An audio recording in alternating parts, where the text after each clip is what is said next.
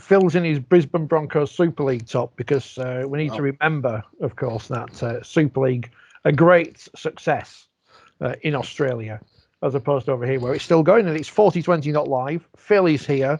John Davidson is here. What shirt are you wearing, John? Is that a rugby team? I'll see if you can see that. Oh, it's those Sea Eagles. And making his debut, as they say in Australia and Ray French, which means it is in the vernacular, he's another member of the 4020 family, because not only is there, of course, a magazine, and there, of course, is this shambles of a television program stroke podcast, but there is also the website 4020.news, which is the best place to go to for all the news in rugby league. And it's Tom Alderson. Tom, how are you? Welcome.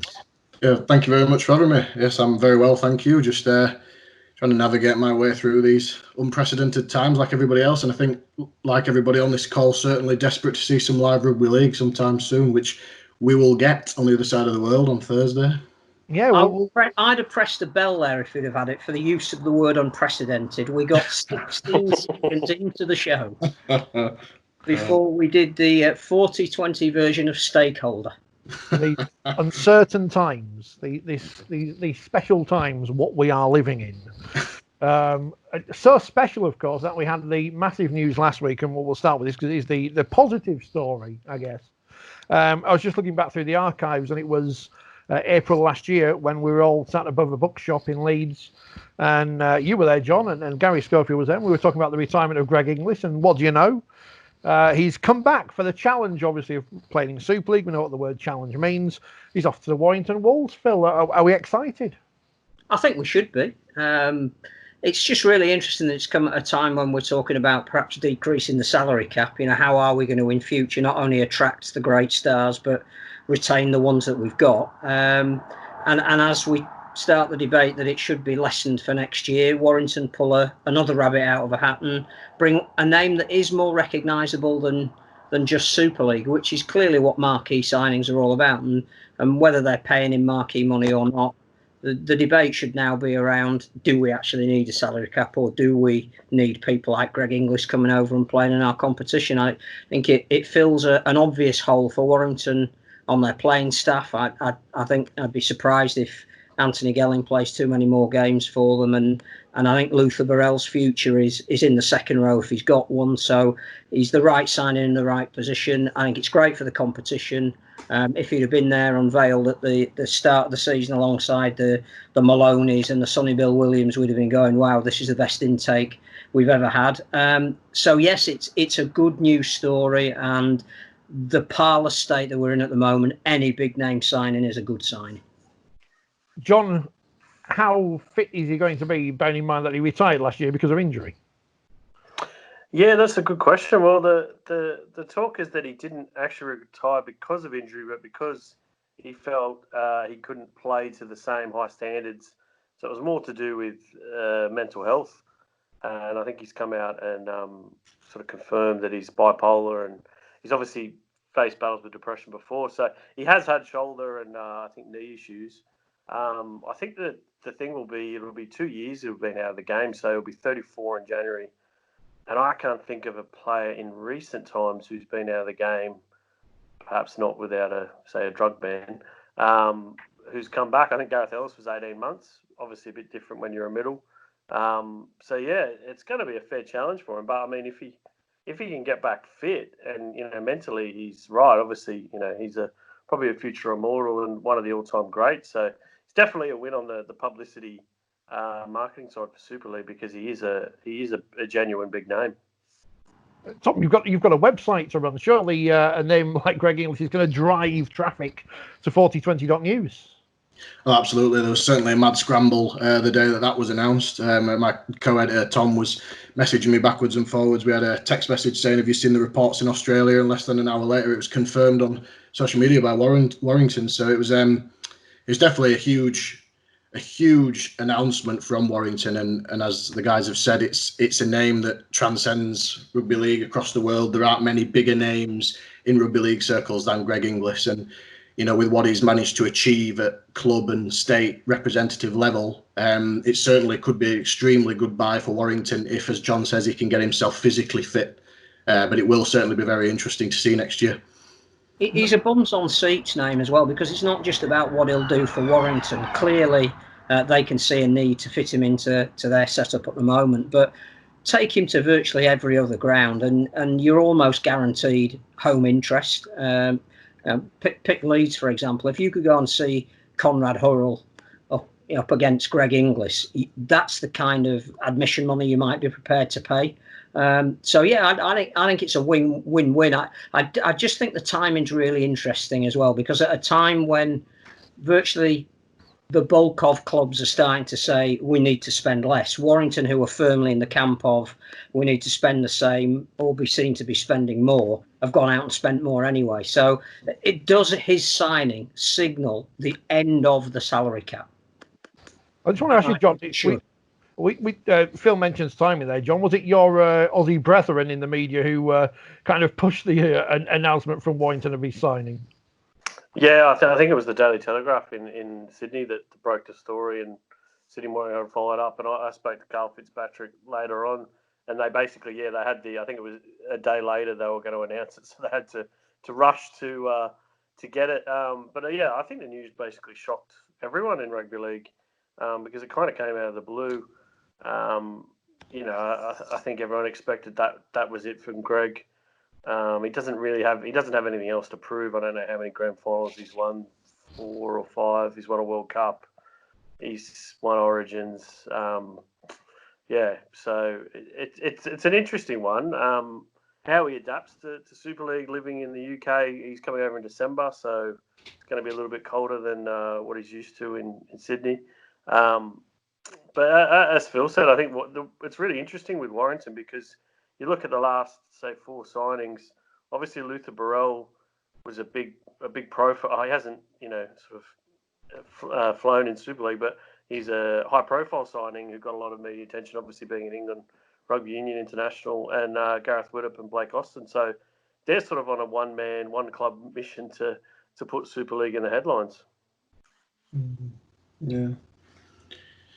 Carl Fitzpatrick made it very clear, didn't he, in terms of spending, etc. He said that he was very quick to say that he wasn't coming for the money. I suppose it'd be hard to argue against that, really. And somebody in Greg Inglis's situation, like John says, nothing to prove. He's the wrong side of 30, and he's had physical battles to try and get himself ready. Obviously feels he's physically ready to come back now, and Warrington already have 2 marquee players on their salary cap. So it would be interesting to see. I would still expect there'd probably be some players to leave Warrington at the end of the season, but maybe he's not coming on the big paycheck that everybody thinks he is, that's associating with the high profile of his name.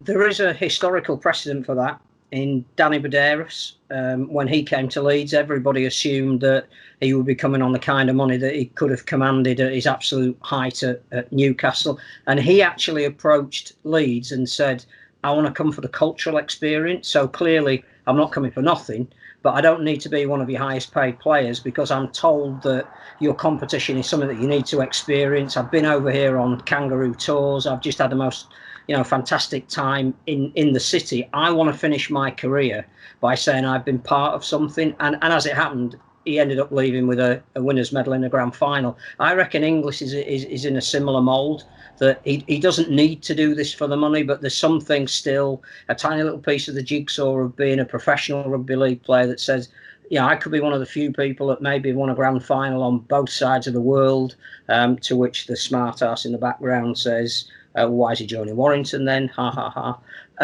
But I just think there's a wider debate here about, do we actually need a salary cap? And again, I only mention it because clearly there's been some debate by some chairmen who want to see it reduced for next year. Now, firstly, I think that's a terrible look for Super League.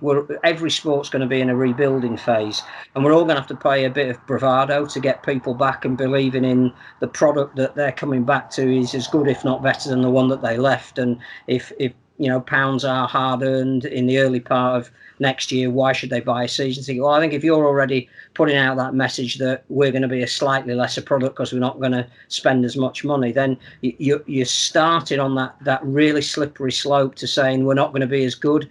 So I think there's no minimum to this salary cap. This is the bit I've never understood.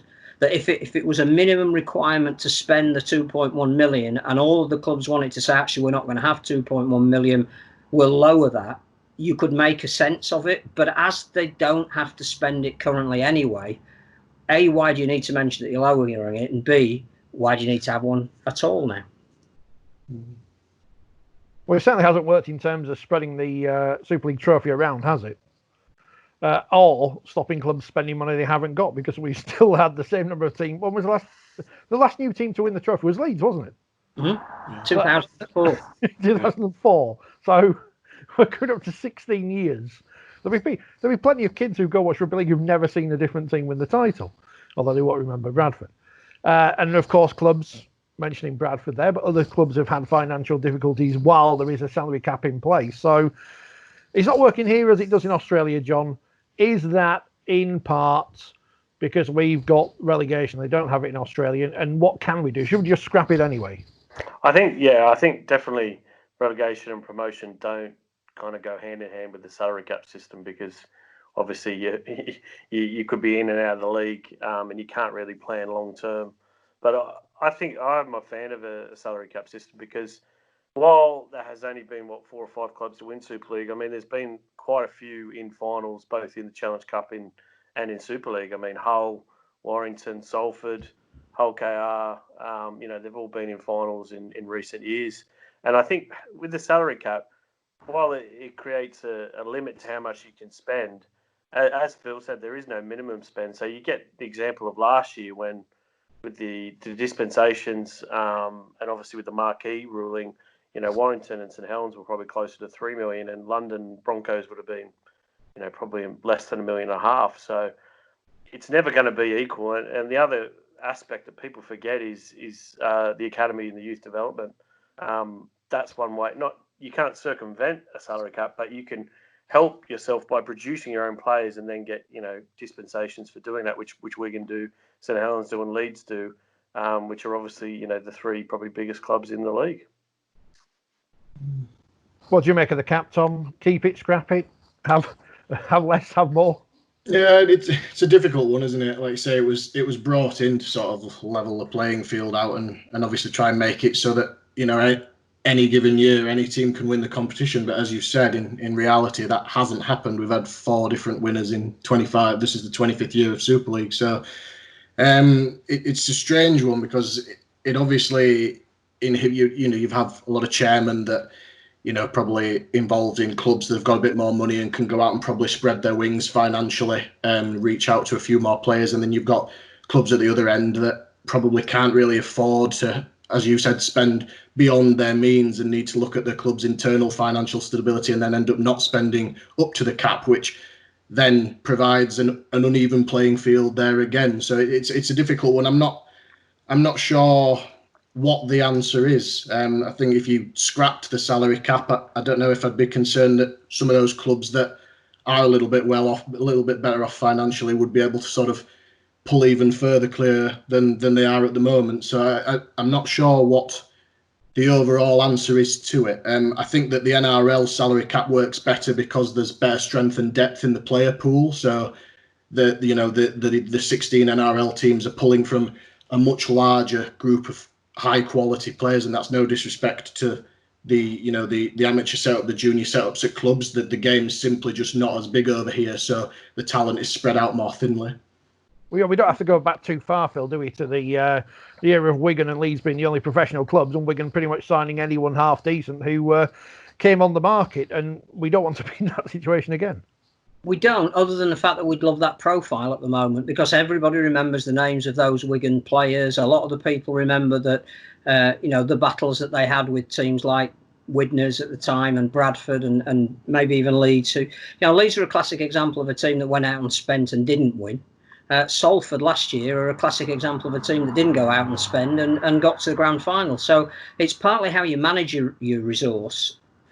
For me, a salary cap to work, it has to be a minimum. So if you can't spend it, you can't be in the Super League, whatever that means. So however that's set, to use the word super, you have to have a concentration of resource and talent at the very top level.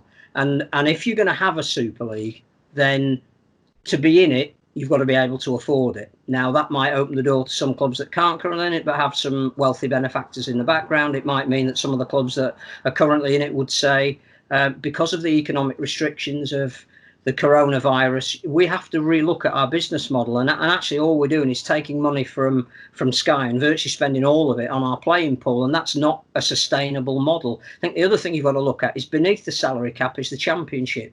And there are certain clubs at the moment, and no doubt we'll talk about those that want the Championship to continue because they financially invested in this year, who are aspiring to be in a competition that maybe they can't afford to be in. And the only reason they want to be in it is because they're going to get some kind of handout, but it's not going to cover the salary cap that they're going to need to be competitive. So I think it's a much bigger issue of the actual cap itself and its value. What do you want it to do? And if you want it to regulate, it clearly hasn't. If you want it to be an aspirational point, then some clubs that are currently in it can't be in it, and some clubs who are outside it with financial benefactors could be in it. But that's a very different rugby league, and you're talking about not only just promotion relegation but a degree of licensing. Well, let's segue into this then, because I've got some quotes here from the second greatest red-headed captain of Leeds United, and that is Gordon Strachan, who's been speaking to the BBC's Scottish Football podcast. I've not listened to it. I'm just reading these quotes off their website. I'm not going to do the accent. He's not a happy man, isn't Gordon? Do the accent. Do the accent. No. I'm a stakeholder in Scottish football. Don't forget this. I still sponsor a player at Dumbarton's shirt. I'm not actually quite sure why anymore. But anyway, these are Strachan's quotes, and they are prescient to where we are as well. He says, if you want to be a professional club, show it. Have full-time employees, have full-time players, have an academy, do the whole lot. Just don't play at being a football team and expect us to look after you. When you talk about clubs coming into the league, what are they bringing? 200 people per week to a game. Is that really professional football? He goes on to say, if you think giving a good product is watching two teams in the bottom half of the Scottish Premiership playing on a plastic pitch, you're kidding yourselves. Absolutely kidding yourselves. I just think when we get over this period, see where we all are, how we all come out of it, then say, right, okay, who really wants to go head over heels in being professional and bringing on the game? I'm sure if we do it properly, our product can be 100% better than it is now. Nobody's going to kill a football club, but you find your level that you play at. Find the level your financials are putting you at. Don't tell me you're a professional club when you're paying people at part-time 80 quid a week and no one turns up to your football matches. Gordon Strachan may well just change the words football to rugby league then. You'd have summed up our situation as well. Every sport is re-evaluating itself. Make no mistake, rugby union certainly is. Cricket is. We're going to have to. And the whole model behind every sport, not just ours, is that for the last 20 to 25 years when sports said they'd gone professional, which has happened in the modern era, even going back to football in the early 60s when they abolished the minimum wage, which effectively is the date that it went professional. We've never come up with an economic model that works because nobody's ever had any reserves. And it's only at a time like this where you get so exposed financially that you look at the fact that the underlying base model does not work. And the one thing that we can guarantee is that every single television contract that is negotiated from here on in is going to be less. And that's nothing to do with the product, but the broadcasting model is changing, and they've also suffered under this model as well. So sport is going to have to change, and unfortunately it may well emphasize the haves and the have-nots even more than it previously did, because we're in a northern industrial heartland that's been hit economically harder than virtually any part of the country. We feel it more, but the lessons are there for every single sport, and it's what do we want to be going forward. And if you have to put something out there that is your spotlight product, that brings you in the sponsors, that brings you in the coverage, that brings you in the big names like Greg Inglis, that attracts the investors that might be, in foreign climes at the moment, but can see some kind of a return on their investment. And then there's a community game that underpins that and backs that up and has their own prizes to go for, but don't necessarily have the resource to be in that upper echelon. But it's worthwhile that they're there in terms of their fans and their sponsors and the events that they can take part in. Then every sport will have to undertake this evaluation, and we shouldn't be frightened to be at the forefront of that. I'm assuming, John, you didn't get the leaked letter that was written by Derek Bowman, or if whoever leaked it, because we don't know. And he certainly wouldn't have been him, and he certainly wouldn't have sent it to you, would he? But obviously he's got a vested interest in the championship coming along this year, and going forward in the future, some kind of rugby league below the top level. Yeah, I did see the letter. I mean, the talk that I heard was that Lee, Featherstone, and York, I think, were the main clubs pushing for a return. But obviously, the crowds in the championship and League One, even less, are quite small. And when you take away, all that gate revenue, that match revenue, and you're not making any money from TV broadcast, then how are they supposed to survive without the furlough money? That's kind of the key point. I mean, it might be okay for one club with a rich owner, but for 90% of the other clubs who don't have that, that would be the death knell. So that's it's only common sense that the Championship and League One seasons aren't played this year, because there's not enough money to pay for the testing, and there isn't really enough interest or viewers in the product online who are going to pay for it. I think that's just a fact. You can't really argue with that. Do you think we'll have the same number of clubs starting the 2021 season who started this season? Although that's not the best question, is it? Because I forgot about Ottawa, who don't exist at the moment, but will do next year, of course. They've got a kit, though. They've got a kit. They don't have a coach or players, but they've got a kit. I just saw a tweet about it. Yeah, no, I don't think we will see any clubs going under, because this furlough scheme has been really the saviour. I know I spoke to someone at a championship a championship club the other day, a staff member, and he's not. He's only a contract worker at that club anyway, so he's not even covered by the furlough. So I think a lot of those clubs, because obviously they're semi-pro, they're part-time, it's been a lifeblood, the furlough scheme, and I think it's lasting till October, isn't it? So effectively it kind of covers this year. As long as crowds can come back, next year, I think they'll be okay. And obviously the government loan, the £16 million from the government, I think if a club was in danger of going under, that's somewhere that could help. I mean, at least we know that while the furlough scheme goes on until October, the nation's suppliers of booze and barbecues will be in business until that comes to an end. He says with one eyebrow raised, or maybe two eyebrows raised. Tom, where do you see the game going forward from here in the hopefully soon post-COVID world? Yeah, I agree with John. I think that we will probably still see the same number of teams heading into 2021. I think the main challenges for those will be, and numerous chairmen and representatives of clubs, not only in Super League but Championship and League One, have all voiced their concerns about, they want to get back on the field as soon as possible, but they want to do it with crowds, because what this has shown, as Phil's touched on before, is the glaring dependence on, crowd attendance and the broadcast deals for Super League teams, how dependent these clubs are financially on these things.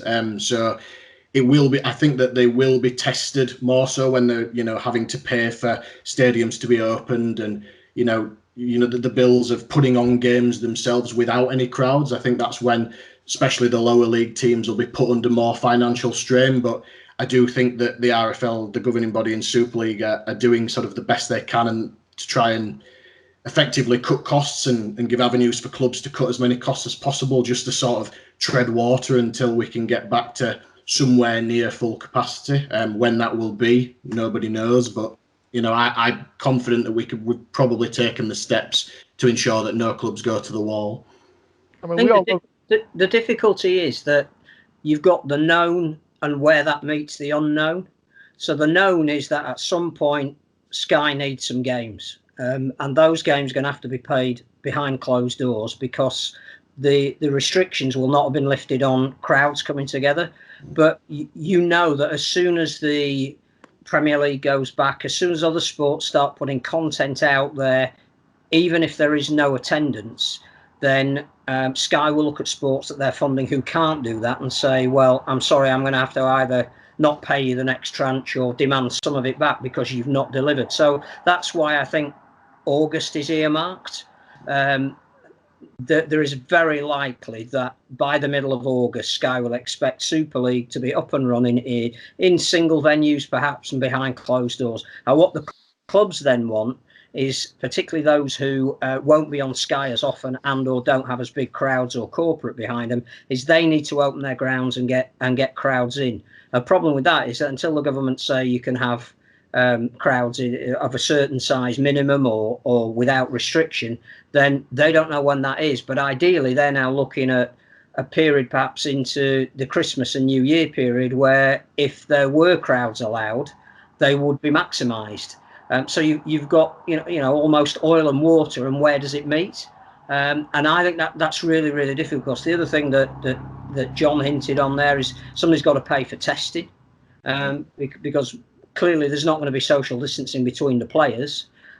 So they're going to have to be tested like they are being done even in Championship football. Like one of the reasons the NRL is going ahead, because it's a very stringent testing process. That there is almost a morality issue about should sportsmen be tested ahead of important workers in other industries. Even if they're privately paying for it, we haven't got test and trace right in this country yet, and sport really shouldn't be at the front of that until those who desperately need it on a day-to-day basis get it first. But that aside, out of the £16 million, you're going to have to pay for some of this, I think. Now, who pays for that? Who repays that? All of that is up for grabs as well. It really is almost like saying we think there's going to be a start in the middle of August, but we actually have no idea how or when this can end. Now, once you introduce that degree of uncertainty, I don't think you can have promotion relegation.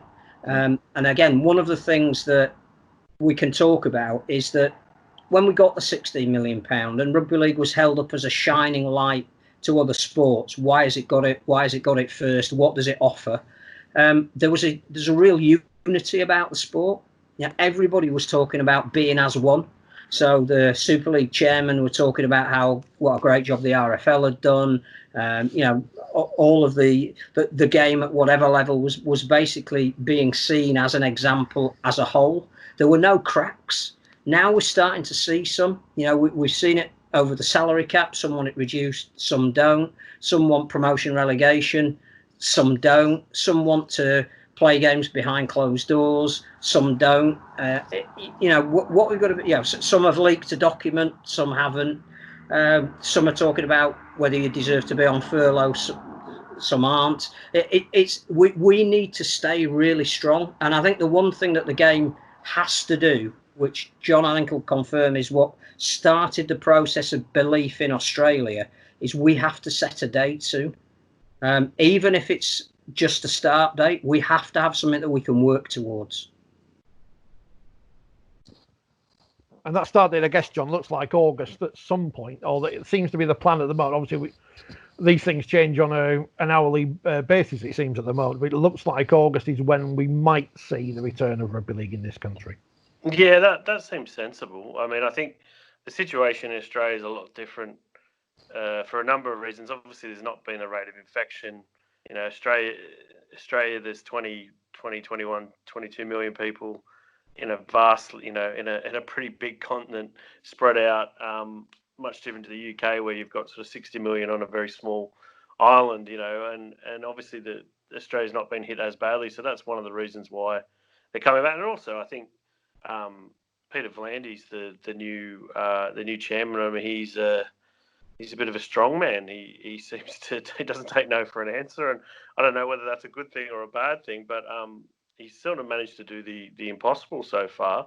But Phil makes a very good point about when there's limited testing. Should it be going to professional sport when people are people in hospitals and workers are dying, or they're in danger of being infected? So there's a number of moral issues there.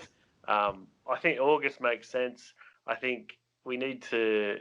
I don't think there should be, if the season can't be done at an appropriate sort of date, before Christmas, I don't think we should be pushing.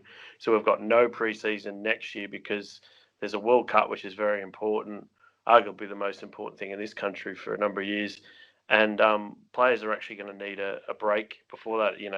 We flog players with too many games as it is, and I think just playing this season into say January and giving players only a couple of weeks off would be a nightmare. I think one of the sort of positive for the few positive things out of this break is that a lot of players have not had this long a break or been able to their bodies recuperate from injury. So hopefully when we do get back on the pitch, we might actually see an even better standard. I know Adrian Lamb hinted at that the other day, so that's something hopefully we might see if we're back in August. Tom, you must be really looking forward to the prospect of sitting out at Old Trafford for the grand final in November or December or January. See, we're talking about rain on grand final day. We could have snow. Well, we certainly could. It'll be extremely interesting to see what happens there. Whichever model they choose, it's going to be affected in some way. I think the Christmas time grand final would certainly be something new in my lifetime. So it would be, well and truly back into winter rugby there, wouldn't we? I think, I agree with what John said there. And if you're moving the end of the season back to, as late as January, then that will inevitably have a knock-on effect on the 2021 season. And the showpiece event, arguably, the World Cup on home soil, is something that's going to have to take priority next year. So you'd think that some form of allowance would have to be made on the 2021 season as well. I think that, in regards to the start date, if we set a date, then it gives us something to strive towards. And Peter V'landys and the NRL have been able to overcome the hurdles. They've been able to identify the hurdles they need to get past in that time frame and work out whether they've been able to do it. So, if we can get some form of goal to strive for, then we might be able to make some progress. But, I do appreciate that the situation with the virus is not the same over here as it is in Australia. And like you say, with testing, the general public's health comes first. So if we don't have a scenario where we can test players safely in August, then it may well end up going on later than that, and then it'll be a case of, what model do you work to then? Because all of those models that have come out about a potential restart are based on the fact that we start in August. I think there is historical precedent here, and I think it actually could have a positive for the 2021 season. If we go back to 1996, you and your positivity, Phil. I'll never catch up. I'd be drummed out of the negative school of realism. Get out. The chances are that if we did have, let's say, the last two rounds of Super League on Boxing Day and New Year's Day, and crowds were back to a level whereby every club could have a home game over that period and at least end the season on an economic high, you would then have the first 2 weeks of January would be your semi-finals, and your grand final would be in the middle of January, which historically is not the worst month for whether it's actually February. You would then be able to do what we did in 1996 when we moved from winter to summer, and incidentally didn't have promotion relegation that season. We didn't start till the 31st of March, so you could finish the season 2020 middle of January with an event. You could start season 2021 at the end of March, and to do that gives you a pre-season which is no different normally to most other pre-seasons. You'd actually be playing probably you wouldn't be training over November and December when you can barely get on a pitch. So there's a chance maybe February into March you actually do slightly higher quality work. But you wouldn't need as long a pre-season because, as you just pointed out, the players have already had effectively 2 pre-seasons in 2020. But to enable you to do that, you immediately drop the loot fixtures. And actually we kick off the competition at the end of March. And that's exactly what we should be doing anyway. So there's a real chance to get a positive out of this, that you finish the 2020 season at a point where hopefully crowds are back and you can generate a bit of money, which clubs are going to need. So everybody wins on that front. And then you move into a slightly shorter 2021, which actually gives us a chance to win the World Cup. So everybody wins out of it. My only other worry is that there are going to be some clubs who share grounds with football stadiums. Particularly Wigan, Huddersfield, Hull. What access are they going to get if we're playing at the same time that football's restarted? So once we're into sort of August, September, October, and their new season has started, how are we going to get access to grounds for some of our top teams? Are they going to have to be prepared to play outside of their home matches? How does that affect home fans that bought season tickets? How patient will home fans be if they can't see their team on their own paddock? There are a lot of other things to factor into this. Everybody's going to have to give something to complete this season. I think Sheffield have played a home game at home so far this year. They've had to play at Wakefield and Doncaster so far, haven't they? So the fans of Hull and Huddersfield and Wigan, if it comes to that, will have to get used to it. I guess Wigan can play at Widnes as they did a couple of years ago. I mean, there are places they can play, but everybody's going to have to give something. And I do think that Lee and Featherstone may have to give up their ambition to be promoted, but everybody will have to buy into that. It goes back to what I was saying about we got to where we are on the basis of unity. Now, not everybody will agree with whatever proposals we'll come up with to get us to the end of a 2020 season, but there has to be seen to be unity. Luke Gale in the paper, I think it's the Yorkshire Post or the Evening Post, it's the same thing anyway, isn't it? Talking about the players having more discussion or involvement in when the league comes back. It's interesting, I saw a random tweet on my timeline earlier from the Netball Players Association over here, not in Australia, who were tweeting about something or other. So I thought I'd have a check and see when was the last time the RLPA tweeted the UK version. And apart from a tweet last August, they replied to a tweet from Aaron Bauer in March. So they're not very active in terms of their social media. I'm sure they're more active off the field. But John, the players want a bigger say in what's going to happen going forward. It's going to be a time where there's going to be a lot of pain for everyone going forward, isn't it? Oh yeah, massively. And I think the players, you know, they've, from the sounds of it, they've accepted the pay cuts that need to be made. But yeah, I've been saying that for ages. I think the players need a voice, you know, at the bargaining table. You know, whether it be middle eights, super eights, you know, loop fixtures, where's Magic played. You know, they should have a seat. You know, because they are the game essentially, and they do get flogged without much input. And I think Luke was spot on with what he wrote. Just going back one bit to what Phil was saying about England and World Cup, and I think that's actually a real worry because Sean Wayne's come in. There's no mid-season test. There's not going to be an Ashes test. So there's unlikely to be any international footy really, from what, you know, the IRL has been coming out there. So when is England actually going to play before the World Cup? And they've got a new coach. He sort of looks like he's going to make some different selections. So, you know, a new dynamic. It could, you know, quite harm the chances of, you know, getting to the final next year. I'm going to throw this one to you, Tom. This is one that's coming on Twitter earlier today. We asked for topics, and this one's from Ian. If the championship season's over, and we don't obviously know what's going to happen with the championship, could some of our players do a reverse dual reg, filling up the squads at Toronto and Salford, etc., particularly if 3 games a week is on the agenda? I guess we talked about the salary cap earlier. Is there an argument to say, well, we're going to need more players from somewhere? We may loosen the cap a little, because obviously Toronto can't fit anyone in whatsoever. I thought Ricky Latelli was off to Warrington, John, but obviously his dream move to the Wolves is now in tatters. Yeah, it's an interesting question. You know, I suppose the dual registration, everybody just looks at it as Super League squad players that aren't in the matchday 17 going down the level and playing in the Championship or League One, whichever club they have links with. I suppose that there's no reason why it couldn't work going the other way, for players to just.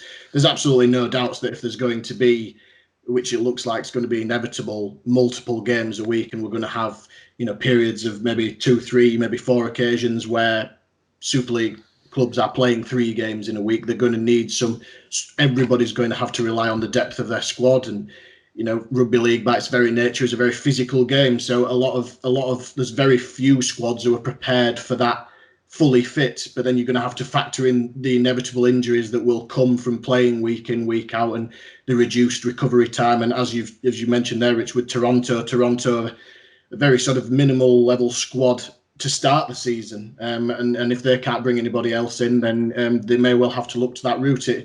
It could well be something that the players look to. You know, and if the Championship season is cancelled or League One is cancelled, then those players will be sort of left at a loose end almost, and will be desperate to sort of contribute at some level.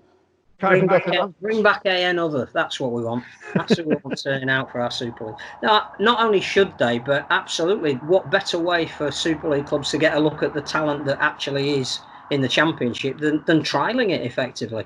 The interesting thing will be, what do we do with the Challenge Cup? Because at the same time as saying that there may be no Championship and or League One fixtures for the remainder of the season, some of those clubs are still in the Challenge Cup draw, and we're determined to finish the Challenge Cup. So, again, do players stick with the clubs that are in that competition? It's a potential minefield, and it's all going to need thinking through. But we want players to play, and I think 100%. If you've got 3 games a week and you can dip into the Championship, or even a young player who's playing in a League One at the moment, give them an opportunity at the top level in your 3rd game in a week, bring it on. Can't they all sign as amateurs, as trialists, Tony Guiget style? There you go. So, is he still on a trial at Toronto? No, I think his trial ended. But if it works for him, surely it can work for others. Talking of overseas teams, because again, that's another area that we haven't touched upon yet, but is an unknown in all of this. We're introducing a 14-day quarantine period. Whether we're doing it 3 months too late is a question probably not for this podcast. What happens with teams like Castle and Dragons or Toulouse? Do they come in and have to wait for 14 days before they can play? They then fly back to France and have to wait 14 days before they can train. We're talking about the first games that are going to be played are going to be the ones that have been postponed so far. Well, I think the Dragons are involved in 3 of those now. So obviously a team flies out to France, isolates for 14 days, plays the Dragons, comes back to England, isolates for 14 days before they can take part in that. All of this needs to be factored into it. How are we going to get the 2 French teams, or at least one of them, back in our competition? It'll be like when they have Wimbledon and they say, "Oh, you don't have to pay as much tax as you think you are because you're only here visiting as sportsmen." Or maybe Rugby League's not as high up on that. I don't know, but I thought that, are they going to move over here and be based over here? Or they are, but then they're now going to have to be quarantined for 14 days. Yeah. They're going to come 2 weeks earlier than they were going to, and when they go back, if that quarantine hasn't been lifted, because I think they'd only be here to play a proportion of their away matches, they still need and want to play games at home. What happens to all the teams that fly out there? Do they have to go out 2 weeks early? And then what happens when they come back? Yeah, I mean, it could end up taking a similar model, and I appreciate it's not the same situation in terms of money and attendances at grounds, but to what the New Zealand Warriors have done in the NRL, and the New Zealand Warriors have been given special dispensation to fly and base themselves in Australia for at least the interim period while the competition gets back underway. That might be a model that Super League would have to consider, as Rich mentioned, that it might be they have to spend a period of time in the UK and sort of make those sacrifices to make sure that they can get at least some of the games played. Like I said, they've played 2 games less than everybody already. So if you're trying to, jam more fixtures together, that might be something initially they have to consider until the circumstances either change in the UK or in France. And New Zealand Warriors are staying away, in Tamworth in Australia, away from their families until the rules are relaxed in New Zealand and they're able to sort of, teams are able to fly the other way. So it'll certainly be interesting to see how that develops. But the NRL will be paying for that, whereas here we allow Toronto in and don't give them a distribution in the first place at all. So who's going to pay for the Dragons to be here? Yeah, no, that's what I mean. It's not as clear cut as that in theory. Like the financial situation surrounding the Warriors in the NRL is completely different. But in terms of actual containing the spread of the virus or safe biosecurity measures, that might be something that the Catalans may have to do in the short term. That's the first time I think we've ever used the phrase biosecurity measures on the podcast. So bringing far too many interesting concepts to this, Tom. It wipes out though the fact that you sneaked in a stakeholder. Well, yeah, but I am.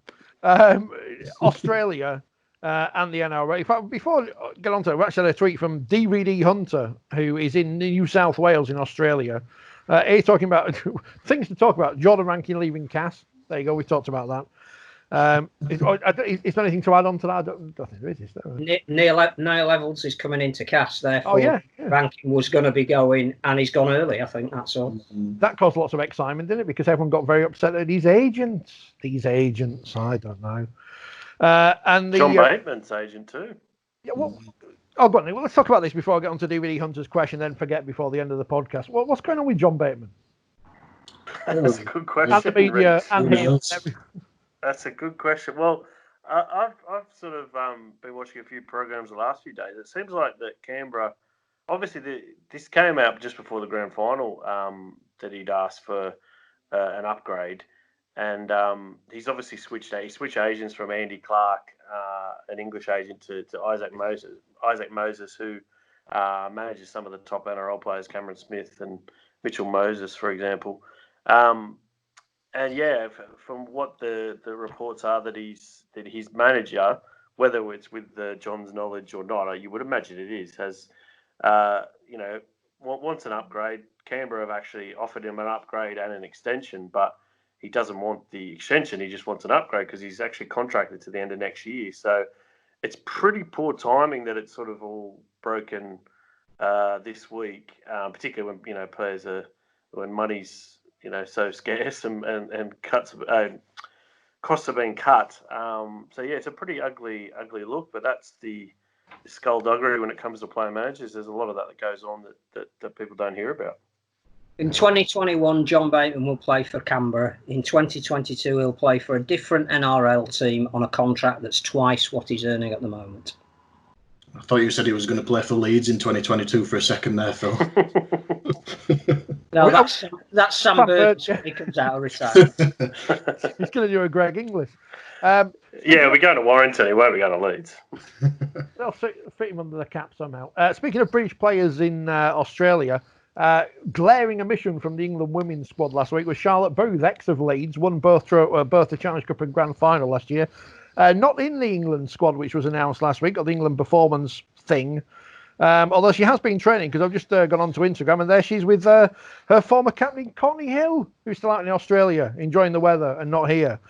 The Women's Super League back at some point in perhaps August or September, fingers crossed. I think they might cancel the Challenge Cup so Leeds get to keep it for another year. But that's just conspiracy. Although, from what I understand from various sources, if I put an S on the end, people won't think it's just one person.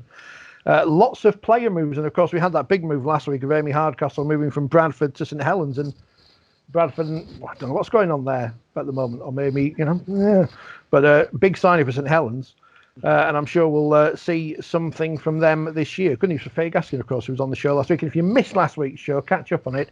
Controversial comments halfway through, apparently people upset about what was said, so that's always good for controversy. Who has been selected for the EPU, if I'm not mistaken, she's lost half a surname to Ben Murdoch-Masila, who is moving to the NRL next year, I assume, taking Roxy with him. So she's been called up into the EPU squad because they're preparing for the World Cup, but she won't be here. Not many people. Who knows?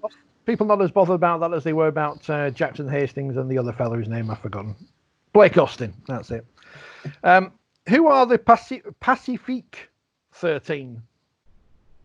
They are a group of French islands, which include the likes of Vanuatu and the Solomon Islands, who are looking to promote a joint venture whereby they come together. They're all of French heritage. And they put a team into the Queensland Intrust Cup competition in the same way that the PNG Hunters have done, to boost those Pacific Island nations who are just sort of starting to get to a level, and that if they join together and pick the top players from each of those competing areas, could perhaps, like Fiji are going to do with putting the Silk Tails into the NRL competition in New South Wales. It could be the way ahead that we now invite teams. Who would think a team from a different continent playing in a competition? Well, that would never work, would it? You wouldn't think that a North American team could play in a British competition, for example. Not after the World League of American Football collapse. No, it'll never happen again. Never happen again. We are running short on time as we always do, but we may as well talk about the NRL, which is back this week. Apparently, it's going to be the saviour of the game because it's going to be on American TV. Which means all the Americans are going to pick up on it and think rugby league's great until all their other sports are back, and then they forget about rugby league. Like they did with the AFL a month or so back when that was on. I think Pat McPhee, the former NFL player turned broadcaster, was all excited about this mad, wacky sport with these Australians in vests kicking the ball between these sticks at the end and Now no one cares about the AFL in America again. But the NRL is back. We care about it at least. We're realists. And John, who's going to win? Obviously Manly. Well, I'll tell you who's not going to be playing. That's Bronson Xerri. Because he's been on the roids. And yeah. Until his B sample comes through, yeah. He's in big trouble. And considering, he could have been playing. Sorry. Yeah. Sorry. Allegedly positive test. But yeah, big blow for Cronulla. It's quite kind of weird because we had 2 rounds and then everything stopped. So it's really hard to know who's going to be up there. I mean, you'd think that the usual names, the Roosters, Canberra, Melbourne, South, but it could be someone like a Brisbane Broncos who, they've got a very, very good squad. And I think Newcastle, new coach, they looked quite good in the early rounds. They've just re-signed, or about to re-sign Kalen Ponga to a $8 billion deal, which is good news in terms of you won't be going to rugby union and play for the All Blacks. So, it's quite open, and you just don't really know who's been training hard, who's been off on gym buggies shooting things in the bush as well. John looks like he's on a flight to Australia at the moment. He's so relaxed. Reclined. I think Newcastle's big signing for me is Andrew McCullough. I think that's a fantastic signing. Really underrated hooker. Played over 200 games with Brisbane, but will get them around the park. But yeah, because it's such an open competition, I think that's why we're all going to watch it. And we're all going to go, it's not quite the same without the crowd, but people will pick a team like they have been doing with the Bundesliga. Once it's back, you won't not be able to watch it and even pick the side with the best colours. So, Cronulla will get some new fans and watch out a bit for Parramatta because I think they're the bolters maybe. Yeah, go Broncos.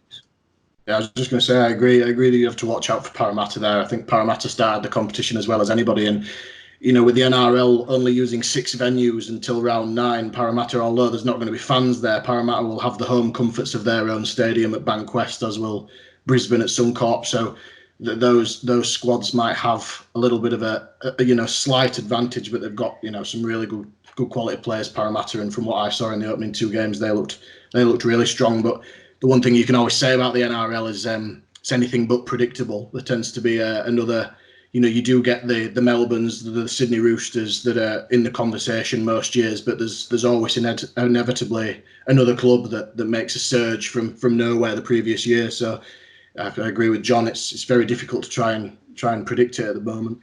And half the number of referees as well. Of course, the most important people involved in rugby league. No, absolutely. So rugby league is back. That's exciting. As you mentioned, Phil, with the Bundesliga, I hope that our social media people at Super League and the RFL, if they're still employed at the moment, do that kind of, here's your random generator of a team for when rugby league is back over here, because we will be, in the forefront of the world of sport, perhaps, and people might want to watch us, unless they're watching the snooker, which also starts next week. Barry Hearn saying the NRL can't get shown in Perth at the moment, so never mind hoping that it might be in all ports in America. Could I just finish before we do? Yes. By wishing the very best to a good friend of ours, yes, who we all know extremely well, and very, very desperately sad to hear that he isn't well at the moment. But we're all thinking of Rod, and we want to be arguing again with him soon. Get well soon, Rod. One of rugby league's great contrarians. You can't have enough renegades. You can't. John, what are you working on at the minute? Actually, I can not really tell you too much about that, but hopefully a big interview this week, which you may find interesting, and I don't get angry phone calls about. You're not having dinner with anybody from Warrington, then? No, not someone from Warrington, but closer to home. Social distancing dinner, I'd hope, John. Yes. 2 meter distance, definitely. Tom, tell us a bit more about the website, because the changeover occurred just before everything fell apart in the world, so people might not have become aware of the all new exciting 4020 NOT news. Yeah, so myself and Tom Coates, who's the co-editor of that, we started in October 18 originally as RL News, and then we got the opportunity to sort of merge together with the 4020 brand and provide, like you said at the top of the show, a news outlet for the 4020 family, if you like. And we cover a lot of sort of breaking news, obviously, and then we marry it up with some long form pieces, opinion pieces and columns. We're very lucky to have access to some of the 4020 magazines, older articles, which we can put out for viewers, readers to enjoy. And yeah, just generally trying to give, keep on the pulse of breaking news in the world of rugby league. And, we've sort of expanded a little bit. And we've been going as 4020 News for the last 2 months. And although there's been no games to report on and so infinitely less news going on in the world of rugby league, it's been pretty well received and we're really happy with how it's going so far. Yeah, I'm enjoying the reminiscence of the 2013 World Cup. It reminds me of many of my volunteering experiences along the way in that great tournament. Yeah, I have a horrible feeling that John's just taken us to the toilet with him. Not yet. Depends how long we're going for. On the verge. Well, as And on that note, on that bombshell, John, Tom, Phil, thank you very much for your time. There's still no rugby league, but there will be some rugby league to talk about next week. So I'll have to set the skybox to watch the NRL. Read the latest issue of 4020, available now in all good news agents, and you can all do it via the website as well, can't you, Phil? Scratching said publish. Yeah. If your news agent's closed, then hop on the website. We can do 3, 6, and 12-month subscriptions at the moment. There you go. So depending on how well you think the government are handling things and how long we'll be in this situation, depends on how long you can subscribe to the magazine. That's all the politics we need. I think they sell the magazine in Durham. Well, that would justify Just a trip.